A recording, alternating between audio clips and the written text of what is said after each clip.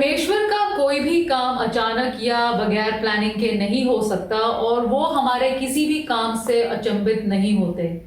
हम सबका इस धरती पर एक परिवार में जन्म लेना उसी प्लान का एक हिस्सा ही है और सबके लिए एक काम पहले से ही निश्चित कर दिया गया है।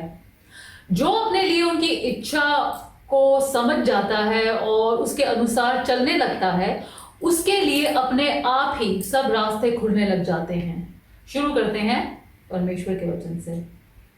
परमेश्वर का वचन हमने निर्गमन की पुस्तक उसका 34 अध्याय उसकी 5वीं आयत से लिया है। यहाँ इस प्रकार लिखा है, तब यहोवा ने बादल में उतरकर उसके संग वहां खड़ा होकर यहोवा नाम का प्रचार किया।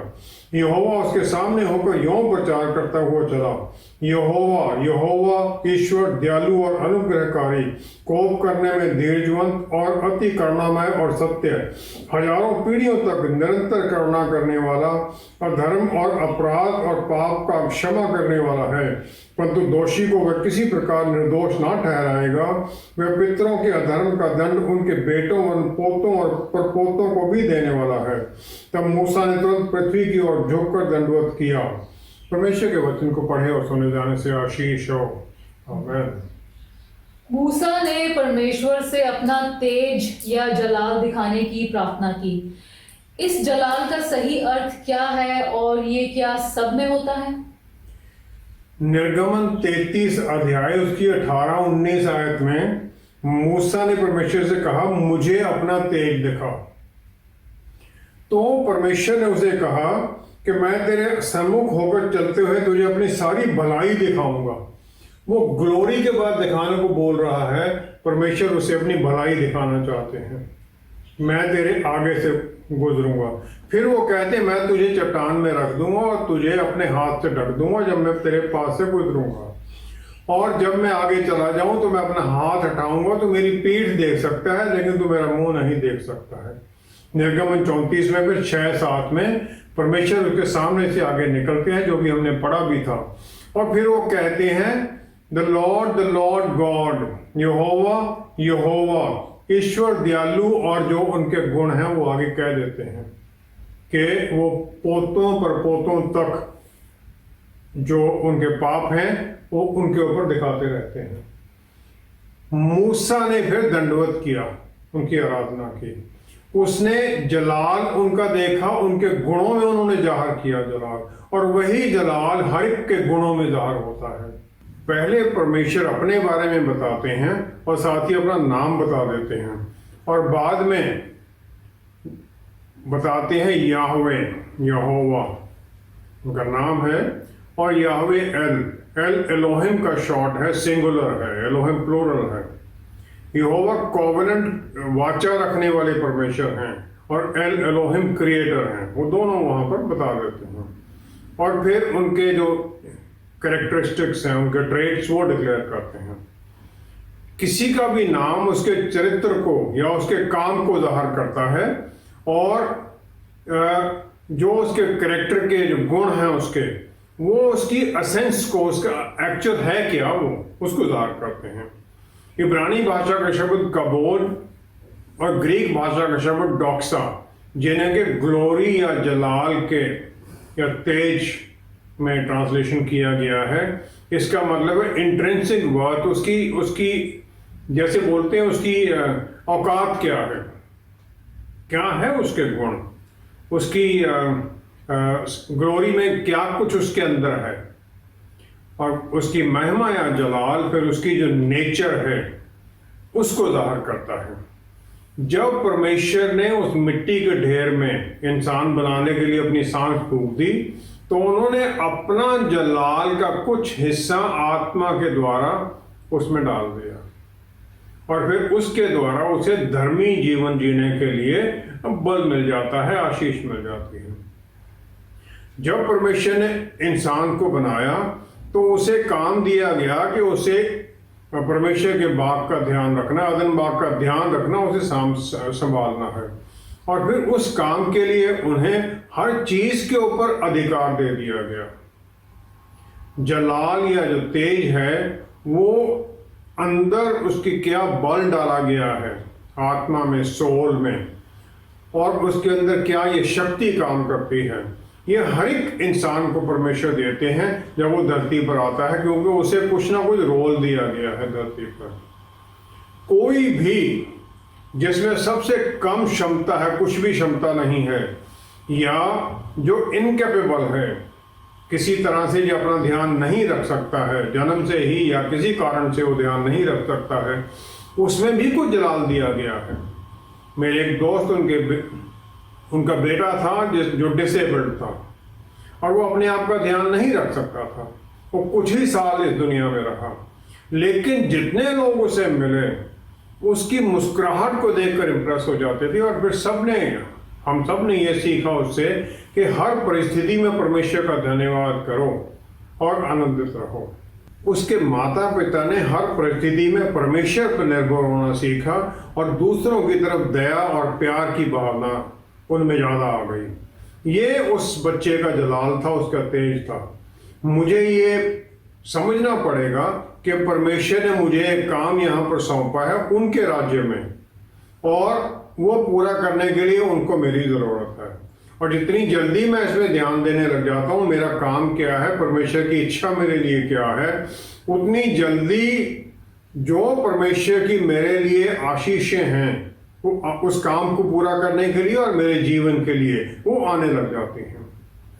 परमेश्वर लूसीफर या शैतान को बनाए जाने से पहले ही उसे रोक सकते थे, या बनाए जाने के बाद में नष्ट कर सकते थे, क्योंकि उसके बारे में वो सब कुछ जानते थे पहले से ही। लेकिन उन्होंने ये सब कुछ होने दिया ताकि उसके द्वारा हमें टेस्ट किया जा सके, और इस लड़ाई में हम बल पाकर आगे बढ़ते जाएं। उत्पत्ति 3 की 21 आयत में परमेश्वर ने जो महिमा आदम और ईव को दी थी, उन्हें चमड़े के अंगरखे पहनाकर उस महिमा और जलाल को ढक दिया, ताकि उनके अंदर का वो जलाल शैतान के द्वारा मिसयूज ना किया जा सके। उसके बाद में परमेश्वर के काम के लिए जिसने भी कुछ अच्छा काम अचीव किया उनके राज्य के लिए, वो अपने आप को दूसरों से अलग करके किया है, नेचर से अलग करके किया, अपनी जो प्रवृत्ति थी उससे बदल के किया है। अब्राहम को उसके माता पिता, उनके अपने लोगों से दूर जाना पड़ा। मूसा को फिरौन के घर में बड़ा हुआ। दाऊद ने गोलियत को चैलेंज कर दिया, जबकि सारे इजरायली डरे हुए थे, वो अलग हो गया और जीत पाया। मरियम ने परमेश्वर के पुत्र को जन्म दिया। इस डर पर जय उसने पाई कि क्योंकि बगैर शादी के बच्चा हो रहा था, उस व्यवस्था के अनुसार उसे पत्थर मारकर मारा जा सकता था। किसी को भी जो दुनियावी चीजें हैं उनसे अलग होना पड़ेगा, परमेश्वर की तरफ मुड़ना पड़ेगा, ताकि वो उसे इस्तेमाल कर सकें और फिर उसे वो आशीष दे सकें, और फिर वो जो उसके अंदर परमेश्वर ने जलाल डाला है उसे इस्तेमाल कर सके और उसके अनुसार आगे बढ़े। प्रभु यीशु में विश्वास के द्वारा फिर ये जलाल एक विश्वासी में कैसे आता है और काम कैसे करता है? निर्गमन 34 अध्याय 29-30 आयत में हम देखते हैं, मूसा परमेश्वर के पास पर्वत पर जाता है और वहां से फिर वो 10 आज्ञाओं की तख्तियां लेकर नीचे उतरता है। क्योंकि वो परमेश्वर की हजूरी में रहा है, तो यहोवा के साथ बातें करने के कारण उसके चेहरे से किरणें निकल रही थी, परंतु वह यह नहीं जानता था कि उसके चेहरे से किरणें निकल रही हैं। हारून और सब इजरायलियों ने मूसा को देखा, तब वे उसके पास जाने से डर गए। परमेश्वर की हजूरी में जाने से ये तो हो ही नहीं सकता कि किसी में कोई बदलाव ना आए। परमेश्वर का जलाल उसके शरीर में, उसके स्किन में भी वो प्रकट होने लग गया।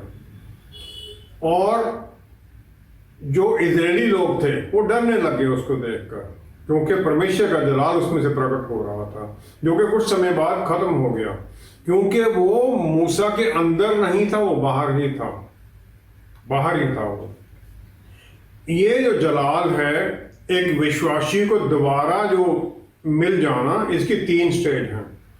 पहला तो ये है जब नया जन्म लेते हैं, रीबर्थ जब है, जब प्रभु यीशु में बपतिस्मे के बाद में, तो पवित्र आत्मा परमेश्वर हमारे भीतर आ जाते हैं। प्रेरितों की पुस्तक 19 अध्याय 2 से 6 आयत तक, इफिसस में पौलुस रसूल जाते हैं और जब उनसे वो पूछते हैं कुछ विश्वासियों से कि क्या आपने पवित्र आत्मा पाए हैं, तो वो कह देते हमने तो कभी पवित्र आत्मा की चर्चा भी नहीं सुनी। और फिर पौलुस रसूल उन्हें प्रभु यीशु के नाम में बपतिस्मा देते हैं और उन पर सिर पर हाथ रखने से वो पवित्र आत्मा परमेश्वर पा लेते हैं। एक मल्टी स्टोरीड बिल्डिंग में बहुत लोग रहते हैं, लेकिन एक दूसरे के बारे में टोटली अनभिज्ञ होते हैं। किसी एक को जानते हैं और नॉर्मली जानते नहीं हैं। किसी की अगर सास घर में आ जाए तो वो उसकी प्रेजेंस को स्वीकार नहीं करता आमतौर पर, क्योंकि सास उसको वो अपना दुश्मन ही समझता रहता है। इसी प्रकार बहुत विश्वासी भी कुछ अद्भुत साइंस का इंतजार, सिम्टम्स का इंतजार वेट करते रहते हैं, जैसे कि अन्य भाषा बोलना, और फिर उन्हें एहसास होता है कि पवित्र आत्मा परमेश्वर का बल हमारे भीतर काम करने लग गया है, क्योंकि उन्हें यह सिखाया गया है। गलातियों की पुस्तक 2 अध्याय 20 आयत, पौलुस रसूल कह देते हैं मैं मसीह के साथ क्रूस पर चढ़ाया गया हूं, अब मैं जीवित ना रहा पर मसीह मुझ में जीवित है। क्राइस्ट लिव्स इन मी। ये पहला काम है जो विश्वासी के जीवन में बदलाव लाने लग जाता है। पवित्र आत्मा परमेश्वर आए, क्राइस्ट प्रभु यीशु हमारे भीतर रहने लग जाते हैं। यूहन्ना 17 की 5 आयत में प्रभु यीशु ने प्रार्थना की पिता परमेश्वर से। पहले तो उन्होंने ये प्रार्थना की कि जो जलाल मेरा आपके साथ था, हे पिता तू अपने साथ मेरी महिमा उस महिमा से कर जो जगत की सृष्टि से पहले मेरे साथ थी। कुछ भी होने से पहले जो मेरे साथ जगत की होने से पहले महिमा थी, वो मांग रहे हैं, वो परमेश्वर की महिमा मांगते हैं। फिलिपियों की पुस्तक 2 अध्याय 7वीं आयत में लिखा है प्रभु यीशु ने अपने आप को शून्य कर लिया। वो महिमा जो उनकी परमेश्वर की महिमा थी वो स्वर्ग में छोड़कर आते हैं, तब इंसान बनते हैं। परमेश्वर हैं वो, लेकिन उनका जलाल वो साथ में नहीं है। अब उनमें आदम का जलाल है। और फिर उन्होंने एक आशीष वहां पर उस प्रार्थना में डिक्लेयर कर दी सब विश्वासियों के लिए। 22 आयत में वो कहते हैं वह महिमा जो तूने मुझे दी मैंने उन्हें दी है कि वे वैसे ही एक हों जैसे कि हम एक हैं। जो महिमा परमेश्वर ने उन्हें दी थी, वो महिमा आदम की महिमा उन्होंने हमें दे दी। यूहन्ना 20 की 21-22 आयत में प्रभु यीशु जी उठने के बाद में चेलों के पास चले जाते हैं। फिर वो कहते हैं जैसे पिता ने मुझे भेजा उसी प्रकार मैं तुम्हें भेजता हूं। फिर उन्होंने उनके ऊपर सांस फूंक दी और कह दिया पवित्र आत्मा पालो। यही जो पवित्र आत्मा परमेश्वर चेलों ने पेंटेकोस्ट वाले दिन पाई, लेकिन यहां पर उन पर सांस फूंक दी प्रभु यीशु ने, उन्हें नया जीवन दे दिया। जिस प्रकार आदम को वो मिट्टी के पुतले में सांस डालकर डाला गया था, वो जलाल जो था आदम का जलाल वो वहां मिल गया और वही विश्वासियों को मिलता है।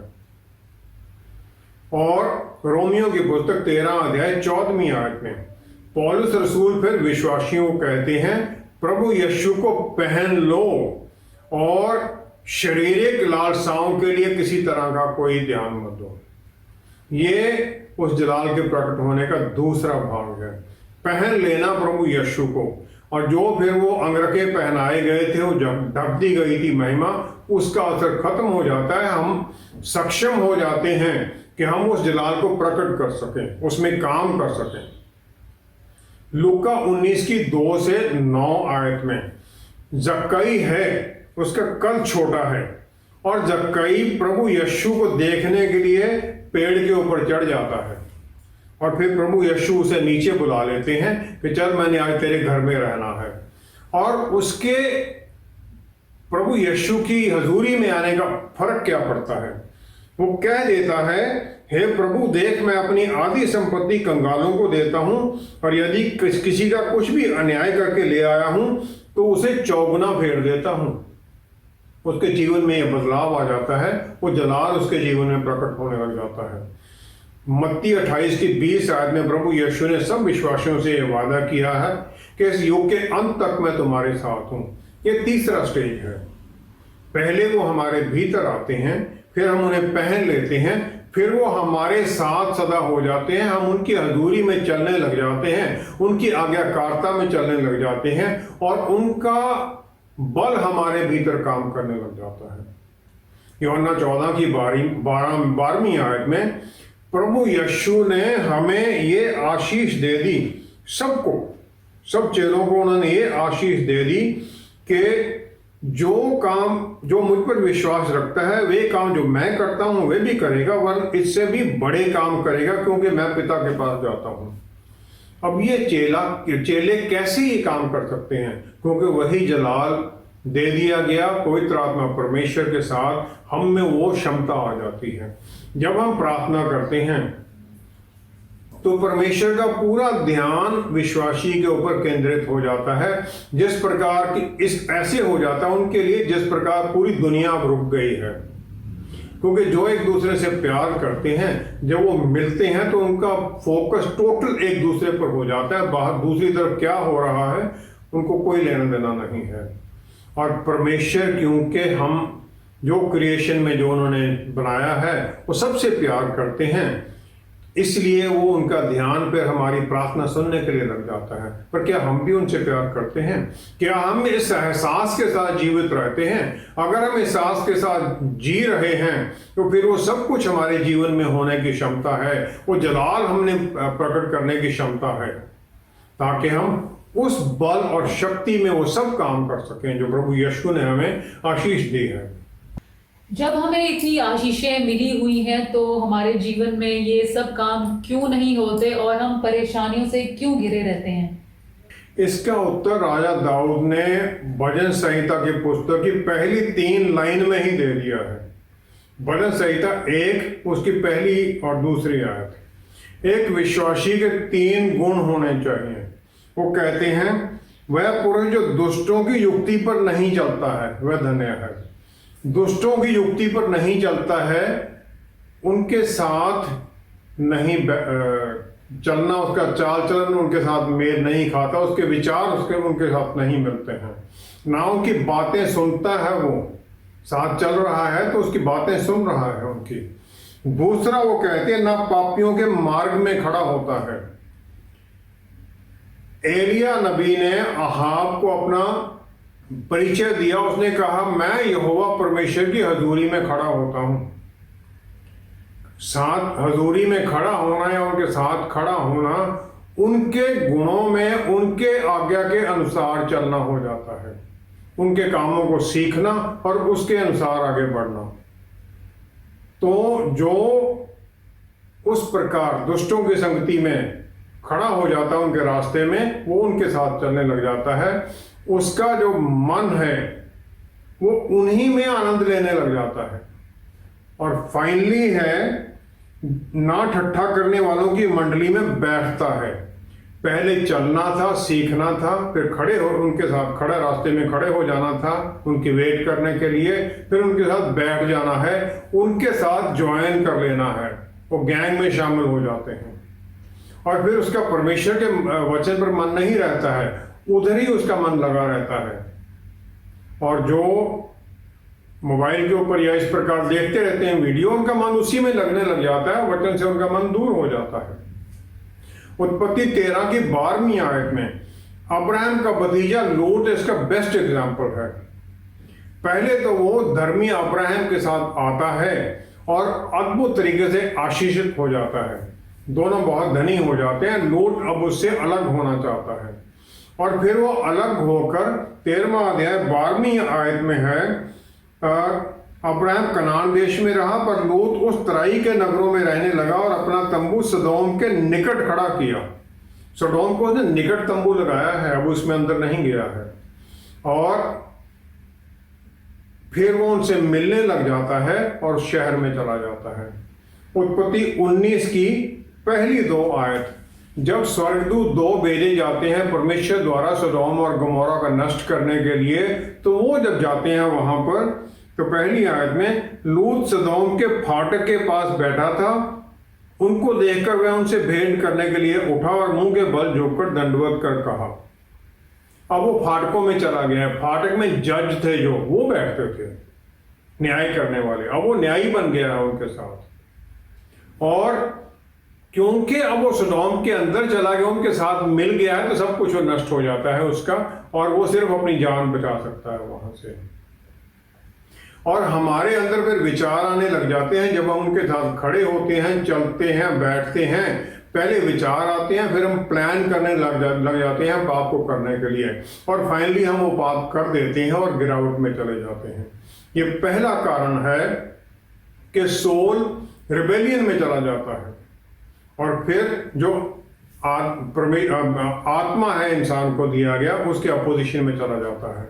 दूसरा कारण है परमेश्वर से नजदीकी रिश्ते की कमी हो जाना। एक इंसान को चंद्रमा की तरह बनाया गया है। चंद्रमा में अपनी कोई रोशनी नहीं है, लेकिन वो सूरज से रोशनी पाता है और आगे रिफ्लेक्ट करके धरती पर दे देता है। हमें भी इसी प्रकार जो महिमा, जो जलाल परमेश्वर से मिलता है, उसे हमें रखना नहीं है, बल्कि आगे दूसरों की तरफ आगे पहुंचाते रहना, ताकि दूसरे भी उसको जाने और परमेश्वर को जाने। अगर हम सिर्फ प्राप्त कर रहे हैं तो जैसे डेड सी था जिसमें कोई जीवन नहीं था, फिर हम वैसे बन जाते हैं, हमारा जीवन वैसा ही हो जाता है। लूका 6 की 12वीं आयत में हम देखते हैं, प्रभु यीशु अकेले पहाड़ी पर चले जाते हैं, सारी रात वहां पर प्रार्थना करते रहते हैं। वो इसलिए है कि वो रिचार्ज होना है। सूरज की रोशनी आनी चाहिए चंद्रमा के ऊपर, और जब उन्हें इसकी जरूरत है, जो परमेश्वर के पुत्र हैं, हमें कितनी जरूरत है। तीसरा है गलत शिक्षाएं। उसका एक एग्जाम्पल भी है कि लोग ये कहने लग जाते हैं पवित्र आत्मा तभी आपके अंदर प्रकट हुए हैं जब आप अन्य भाषा का बात करते हो, या ऐसी कोई और बातें सिखा देते हैं। ऐसी बातों में फिर वो जलाल हमारे भीतर है, लेकिन हम उसे एक्नॉलेज नहीं करते, ना वो एक्टिव होता फिर हमारे जीवन में। मत्ती 14 की 29-30 में पतरस रसूल हैं, तूफान में घिरे हुए प्रभु यीशु पानी पर चलकर आ जाते हैं। पतरस रसूल उनसे कहते हैं, प्रभु अगर आप हैं तो मुझे भी आज्ञा दीजिए, बोलते आ जाओ। वो पानी पर चल रहे हैं, जलाल उनमें काम कर रहा है, लेकिन फिर वो तूफान की तरफ देखने लग जाते हैं और डूबते हैं नीचे, और उन्हें वो तूफान ज्यादा अहमियत दिखाई देने लग जाता है। फिर वो प्रभु यीशु उसे पकड़कर खींचते हैं। हम तूफान में गिरे होते हुए भी प्रभु यीशु की तरफ देखते नहीं हैं, प्रार्थना हमारी फिर भी नहीं होने लगती है, और हम डूबते रहते हैं। बहुत लोग ये कर देते हैं। चौथा है परसिवेरेंस नहीं होना, दृढ़ता नहीं, लगे नहीं रहना। अय्यूब की पुस्तक 31 अध्याय, आखिरी अध्याय है उसका, अय्यूब की बातों का। वो फाइनल क्लेम करता है कि मैं इनोसेंट हूं, मेरा कोई गलती नहीं, मैंने पाप नहीं किया है, क्योंकि उसके 3 मित्र उसे कोई छुपे हुए पापों के बारे में उसे अक्यूज करते रहते हैं, और परमेश्वर उसके इस क्लेम को ऑनर करते हैं। लूका 18 की पहली 8 आयत में विधवा है जो जज से न्याय मांगना चाहती है, लेकिन न्याय ना परमेश्वर से डरता है ना किसी इंसान से डरता है। लेकिन क्योंकि वो विधवा उसके पीछे लगी रहती है न्याय के लिए, फाइनली उसे वो जज मान जाता है, उसे न्याय देता है। परसिवेरेंस भी प्रार्थना में बहुत जरूरी है। 5वां है ट्रायल्स और टेम्पटेशंस। हम आमतौर पर जितनी हमें परेशानियां होती हैं, हम कहते हैं शैतान ने हमारे ऊपर हमला कर दिया, अब तो बहुत परेशानी में है। लेकिन शैतान किसी ऐसे विश्वासी को क्यों छुएगा जो कि विश्वास में सोया हुआ है, जिसके जीवन में कोई काम है ही नहीं। अगर जो ही शैतान ऐसे को छुएगा तो वो प्रार्थना करने लग जाएगा, तो शैतान ऐसे को छोड़ ही देता है। परमेश्वर हमारे जीवन में ट्रायल आने देते हैं ताकि हमें वो नेक्स्ट लेवल जो है उस जलाल का, उसमें प्रमोट किया जा सके, जलाल हमें और आ सके, आत्मिक आशीषें हमें मिल सकें। शैतान को अय्यूब को टेस्ट करने के लिए छोड़ दिया गया, लेकिन उसके बाद में अय्यूब को सब कुछ दुगना मिला। दुख आता है, लेकिन परमेश्वर हमें प्रमोट करते हैं, अद्भुत आशीषें दे देते हैं। चौथा है सेल्फ एग्जॉल्टेशन, अपने आप को ऊंचा उठाने लग जाना। गिनती की पुस्तक 20 अध्याय उसकी पहली 12 आयत। मूसा के सामने इजरायली लोग कुड़कुड़ाने लगते हैं, कादेश में है वो, पानी नहीं है। मिरियम जो उसकी बहन है उसकी मृत्यु हो गई और मूसा शायद उस समय अकेलापन महसूस करता है। यहूदी लोग ये मानते हैं कि मरियम की धार्मिकता के कारण इजरायलियों के साथ पानी का कुआं चलता था, उन्हें पानी की कभी कमी नहीं होती थी। तो परमेश्वर उसे कहते हैं चट्टान से बात कर अपनी लाठी ले जा। परमेश्वर कहते हैं तो अपने भाई हारून समेत मंडली को इकट्ठा करके उनके देखते उस चट्टान से बातें कर, तब वह अपना जल देगी। इस प्रकार से तू चट्टान में से उनके लिए जल निकालकर मंडली के लोगों और उनके पशुओं को पिला। अब मूसा और आरून ने 10वीं आयत में मंडली को चट्टान के सामने इकट्ठा किया। तब मूसा ने उससे कहा, हे दंगा करने वालों सुनो, क्या हमको इस चट्टान में से तुम्हारे लिए जल निकालना होगा? क्या हमको जल निकालना होगा? परमेश्वर ने जल देना है, मूसा या कोई जल नहीं दे सकता है। हमारे जीवन में इस प्रकार कादेश आ जाता है, फिर हम आशीषों से दूर हो जाते हैं। मूसा भी फिर उन्हें उस प्रॉमिस लैंड में ले जा नहीं सका। 7वां है, पुराने नियम में ही हम जीते रहते हैं। पुराने नियम में क्या था? पुराने नियम में एक पापी को महायाजक के पास एक भेंट लेके जाना था और फिर महायाजक उसके लिए अटोनमेंट करता था, प्रार्थना करता था। अब सब विश्वासी, हम सबको आशीष मिली है। पहला पत्रस 2 अध्याय 9वीं आयत में, पर तुम एक चुना हुआ वंश और राजपदधारी, याजकों का समाज और पवित्र लोग और परमेश्वर की निज प्रजा हो, इसलिए कि जिसने तुम्हें अंधकार में से अपनी अद्भुत ज्योति में बुलाया है उसके गुण प्रकट करो। चोजन जनरेशन है, चुने हुए लोग हैं, प्रीस्ट हैं, ताकि परमेश्वर के गुणों को प्रकट कर सकें। ये आशीषें हमें मिली हैं और हम सिर्फ पास्टर के प्रेयर्स पर डिपेंडेंट नहीं हो सकते। जब तक हमारा परमेश्वर से कोई नजदीकी रिश्ता नहीं है तो उनका जलाल हमारे भीतर प्रकट कैसे होगा? वो हमारे भीतर काम कैसे करेगा कि हम किसी दूसरे के लिए आशीष का कारण बने? भजन संहिता 34 उसकी 8वीं आयत में दाऊद कहता है, परख कर देखो यहोवा कैसा भला है, क्या ही धन्य है वह पुरुष जो उसकी शरण लेता है। यहां लिखा है, O taste and see that the Lord is good. Taste and see, क्या हम वो स्वर्ग की रोटी प्रभु यीशु को टेस्ट करने के लिए, चखने के लिए तैयार हैं? जो स्वर्ग से मन्ना हमारे लिए परमेश्वर ने भेज दिया, क्या हम उसके लिए तैयार हैं? इब्रानियों की पुस्तक 13वां अध्याय उसकी 20-21 आयत, पौलुस रसूल ने अपने लोगों के लिए, जो यहूदी थे उनके लिए फाइनली प्रार्थना की उस पुस्तक में। वो कहते हैं, तुम्हें अब शांतिदाता परमेश्वर जो हमारे प्रभु यीशु को, जो भेड़ों का महान रखवाला है, सनातन वाचा के लहू के गुण से भरे हुओं में से जिलाकर ले आया, तुम्हें हर एक भली बात में सिद्ध करे, जिससे तुम उसकी इच्छा पूरी करो, और जो कुछ उसको भाता है उसे यीशु मसीह के द्वारा हमें उत्पन्न करे, उसी की महिमा युगानुग होती रहे। ये उनकी प्रार्थना थी कि जो प्रभु यीशु के द्वारा हमें गुण है वो जलाल हमें प्रकट होता रहे, और यही हमें करना है, यही हमारे जीवन में होना भी चाहिए। आइए हम प्रार्थना करें। पिता परमेश्वर, धन्यवाद है आपका कि आपके प्यारे बेटे के द्वारा आपने हमें फिर वो जलाल दे दिया जो आदम को दिया गया था, ताकि हम आपके गुण प्रकट करें और आपकी आशीषों में काम करते रहें। हमें पवित्र आत्मा परमेश्वर द्वारा अगुवाई कीजिए, सहायता कीजिए, ताकि हम वो सब कुछ कर सकें जो आप हमसे चाहते हैं। पिता परमेश्वर, सब कुछ प्रभु यीशु के पवित्र नाम में मांगते हैं। आमीन, आमीन। Thank you so much for watching. See you next time. Stay blessed. Shalom.